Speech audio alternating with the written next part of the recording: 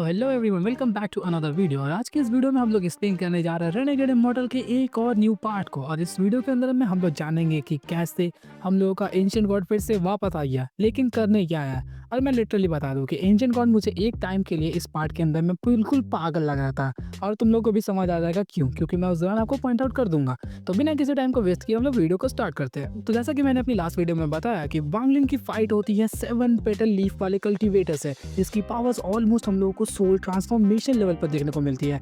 लेकिन वांगलिन वहाँ पे हरामी है। आप सभी को पता है कि भागने में कितना एक्सपर्ट है लौंडा, और उसने उस बुड्ढे को भगा कर इतना ज्यादा तंग कर दिया कि उसका पावर्स एग्जॉस्ट हो जाता है और उसने उसका पीछा करना छोड़ दिया।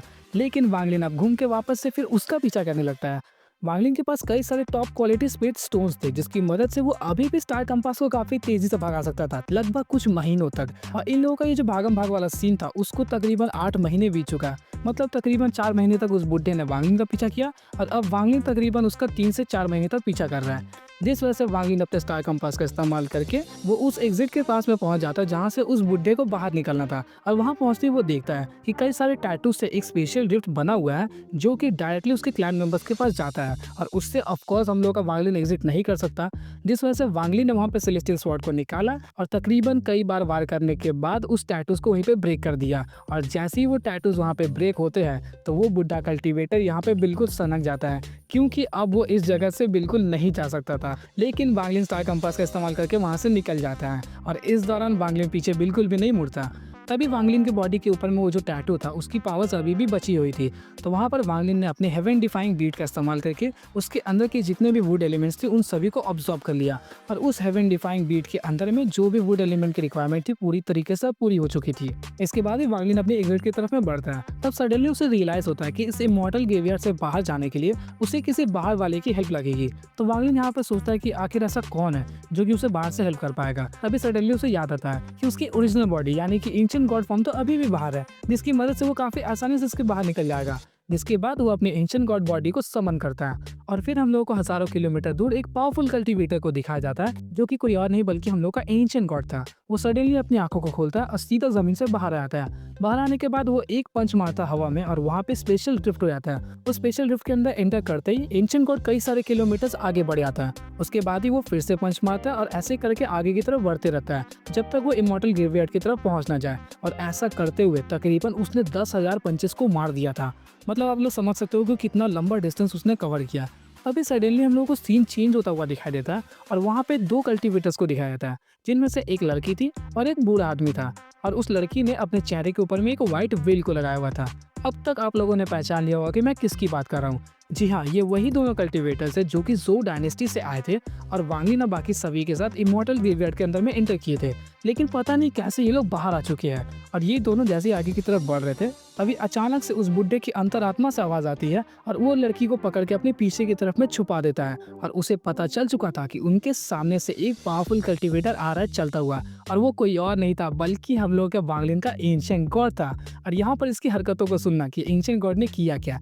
फिलहाल के दौरान ये जो ओल्ड कल्टीवेटर है, इसकी कल्टीवेशन रैंकिंग हम लोग को अर्ली सोल फॉर्मेशन स्टेज में देखने को मिलती है, जिस वजह से ऑफ कोर्स ये उस लड़की को प्रोटेक्ट करेगा ही। और जैसे ही एंशिएंट गॉड इनके सामने आता है, तो ये वहाँ पे थोड़ा सा घबरा गया, क्योंकि एंशिएंट गॉड की जो टेरिफाइंग पावर्स है वो इसे महसूस होने लगती है। इसी दौरान एंशिएंट गॉड वहाँ पे कुछ देखता नहीं है, सोचता नहीं है, समझता नहीं है, सीधा आके दे मुक्का। और उसका जो मुक्का था सीधा उस बुड्ढे की सर की तरफ में बढ़ रहा था। और तुमको भी पता है, अगर ये उस बुड्ढे के सर पर लगती तो उसकी क्या हालत हो जाती।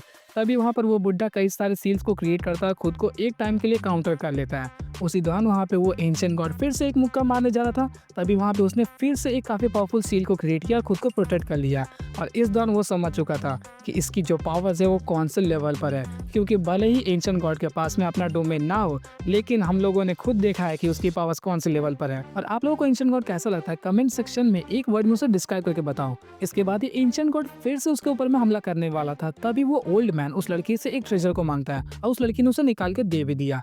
और उसी दौरान उस ओल्ड कल्टीवेटर ने उस ट्रेजर का इस्तेमाल भी किया, जो कि काफी बड़ा स्वॉर्ड था, और वो सीधा एंशिएंट गॉड के पंच की तरफ बढ़ने लगता है। जैसे ही वो दोनों एक दूसरे के साथ टकराते हैं, वहां पर वो जो स्वॉर्ड था पूरी तरीके से चकनाचूर हो गया। इसको देखकर वो ओल्ड मैन की आंखें वहां पे फटी की फटी रह गई। इसके बाद एंशिएंट गॉड उसके ऊपर में फिर से हमला करने जाता है, तभी सडनली वो ओल्ड मैन बोल पड़ता है कि आपको जो करना है कर दो, मुझे जान से मार दो, लेकिन इस लड़की को छोड़ देना। जिसके बाद एंशिएंट गॉड सुनता नहीं, वो फिर से हमला करने ही जा रहा था।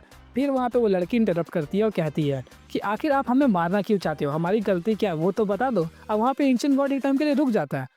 तो मैं भी यही सोच रहा था कि आखिर वो सब मार क्यों रहा है, वो तो देखा भी नहीं है, पहचानता भी नहीं है। और यहाँ तक कि इस लड़की की बातों को सुनकर एंशिएंट गॉड खुद की पास्ट मेमोरीज को जब सोचता है तो उसे भी याद आता है कि इन दोनों ने कभी भी उसे ऑफेंड किया ही नहीं है, तो आखिर ये मारता क्यों है उसको। इस लड़की के बातों को सुनकर वहाँ पे एंशिएंट गॉड एक टाइम के लिए रुक तो जाता है, लेकिन उसके बाद ही वहाँ पे वो पूछता है कि आखिर तुम लोग आ कहाँ से रहे हो। जिसके बाद वो लड़की रिप्लाई करती है कि हम लोग इमॉर्टल ग्रेवयार्ड से आ रहे हैं। और इस दौरान ये लड़की इसके चेहरे को मानो ऐसे देख रही थी जैसे उसने कहीं पर देखा हो, फेमिलियर सा लुक था। ऑफ कोर्स एंशिएंट गॉड भी हमारा हैंडसम है ही, उसके भी लाल लाल बालों के ऊपर में कोई भी लड़की फिदा हो जाए ये आम बात है। और इस लड़की की बातों को सुनकर वहाँ पे एंशिएंट गॉड कहता है कि तुम लोग तो 7 लोग अंदर गए थे, सिर्फ 2 ही बार कैसे आ गए। जिसके बाद वो लड़की ज्यादा कुछ रिप्लाई नहीं करती, बस कहती है कि जूनियर की खुद की ही मजबूरी थी। और यहाँ पे एंशिएंट गॉड ज्यादा कुछ पूछताछ करता नहीं है, बल्कि उस बुड्ढे की तरफ देखता है जिसकी हालत बिल्कुल पतली हो चुकी थी। तभी सडनली उसके पास में एक ब्लैक कलर का फॉग उसको नजर आता है, जिसके अंदर से कुछ पावर्स रिलीज होती है और थोड़ा थोड़ा करके उस बुड्ढे की जो वुंड से उन सभी चीज को हील कर दे रहा था। साथ ही साथ वहाँ पर उसे कुछ पेटल्स भी दिखाई दिए, जो कि एक्चुअली में 6 पेटल्स या फिर 7 पेटल्स थे। जिसके बाद वहाँ पे एंशिएंट गॉड समझ जाता है कि आखिर ये लोग बाहर कैसे आए। एंशिएंट गॉड समझ गया, लेकिन मुझे नहीं समझ आया। एक टाइम के लिए अगर मानो यहाँ पर, तो शायद से उस बुड्ढे को उन लोगों ने पपेट बना लिया है। लेकिन अगर बना भी लिया है तो वो बुड्ढा आखिर इस लड़की को क्यों प्रोटेक्ट कर रहा है, और अगर कर भी रहा है तो कौन कर रहा है, ये बुड्ढा या फिर इसे जिसने पपेट बनाया होगा। मतलब मुझे समझ नहीं है, आप लोग कमेंट करके जरूर बता देना।